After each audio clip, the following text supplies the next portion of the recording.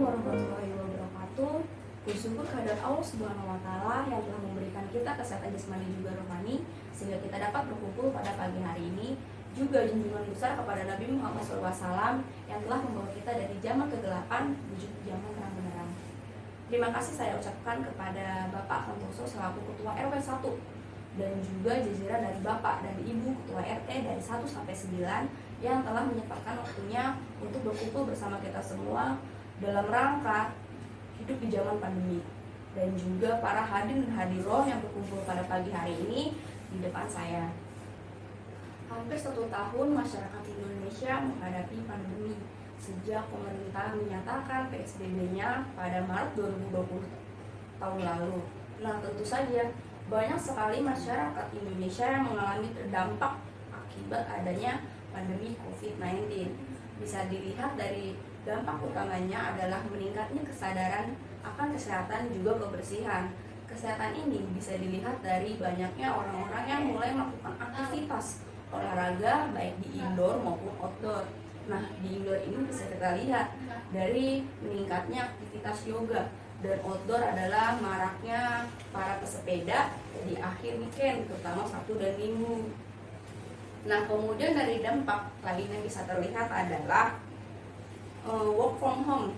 Tentu saja dilakukan tak hanya oleh karyawan kantoran, akan tetapi para murid-murid dan juga mahasiswa yang melakukan daring. Nah, selain itu dampak yang bisa kita lihat adalah banyaknya dokter atau tenaga medis yang meninggal. Nah, mereka ini adalah barisan utama atau yang berada di garda paling depan dalam menghadapi COVID. Kalau misalnya angka ini terus bertambah, siapa lagi yang akan merawat kita kalau bukan diri kita sendiri? Lalu ada juga nih pembatasan aktivitas dari transportasi, dimana kalau misalnya kita lihat dari aktivitas busway itu hanya mencapai jam 8 saja. Nah, sedangkan aktivitas lainnya adalah kegiatan semisal pasar swalayan atau yang kecil seperti Indomaret atau Alfamart adalah hanya mencapai jam 7 saja. Mengutip dari data BIPOM, rupanya Indonesia telah menduduki kasus terbanyak, di mana ada 980 ribuan kasus positif dengan 780 ribuan yang lagi sembuh, dan terakhir meninggal sebanyak 270 ribu kasus, di mana ini akan selalu bertambah, terutama di Jakarta, di mana kota ini adalah menduduki kasus tertinggi pertama di Indonesia dengan hampir 250 ribuan kasus, dan kedua ada Jawa Barat yang menduduki 125 ribuan kasus, dan ketiga adalah Jawa Tengah sebanyak 115 ribuan kasus. Menurut data Health, pada Jumat 8 Januari 2021, Indonesia telah mencapai sebanyak 10.600-an kasus positif. Angka ini akan terus bertambah jika kita tidak menerapkan 3M. Kemudian apa sih 3M itu yang katanya bisa memutus angka penyebaran COVID-19?